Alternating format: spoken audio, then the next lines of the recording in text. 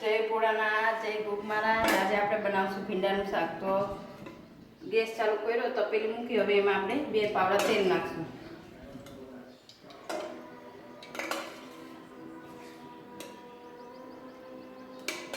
તેલ આવી જાય એટલે 2-4 કરી કાપેલી લસણની છે એ નાખશું।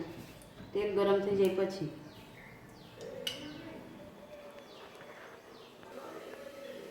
હવે લસણની કળી નાખશું। લસણની કળી ગુલાબી કલરની થઈ જાય પછી આવી રીતના ગોળ ગોળ શેપમાં કાપેલા ભીંડા નાખશું।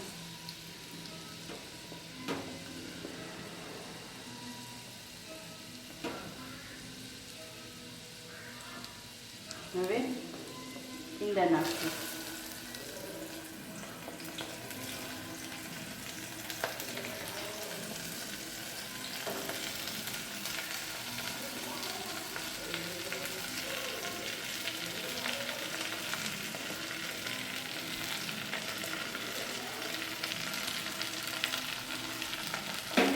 સ્વાદ અનુસાર મીઠું નાખશું।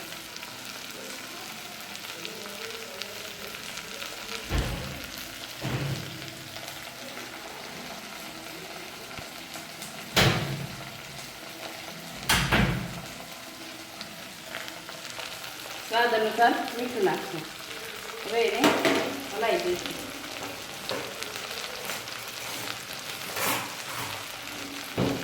જ્યારે પણ ભીંડાનું શાક બનાવીએ શાકને ઢાંકવાનું નહીં, એકદમ ધીમા તાપે ચડવા દેવાનું, નકર ભીંડાનું શાક તીખું થશે વરાળના લીધે। હવે થોડી વાર ચડવા દઈશું, ધીમો ગેસ રાખીને ચડવા દઈશું।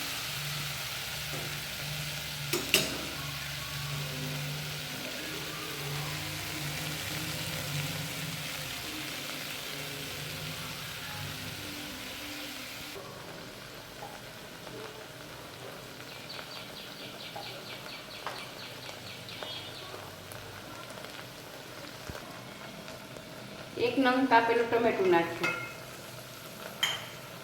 હવે એ ટમેટાને પણ થોડી વાર ચડવા દઈએ, હલાવીએ, પછી મસાલા કરશું આપણે।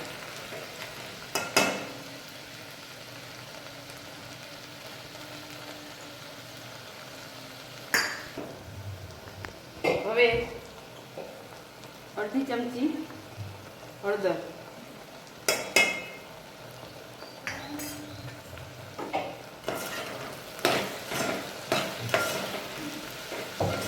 હલાવી દઈએ, થોડું ચડવા દઈએ।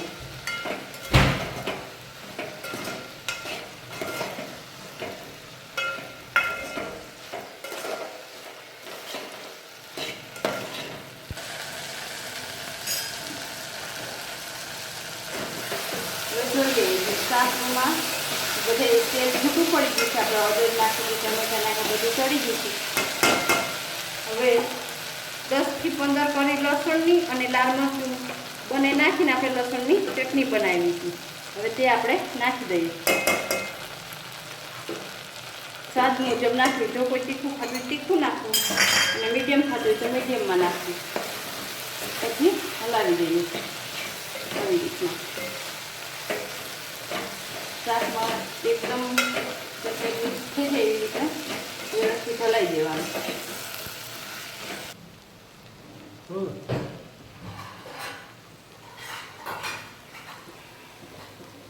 હવે લસણવાળું મરચું નાખ્યું હતું તે શાકમાં મિક્સ થઈ ગયું છે, તે શાક આપણું તૈયાર થઈ ગયું છે।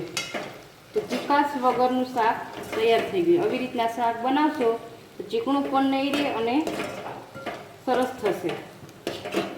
આપણે એને એક બાઉલમાં કાઢી લઈએ।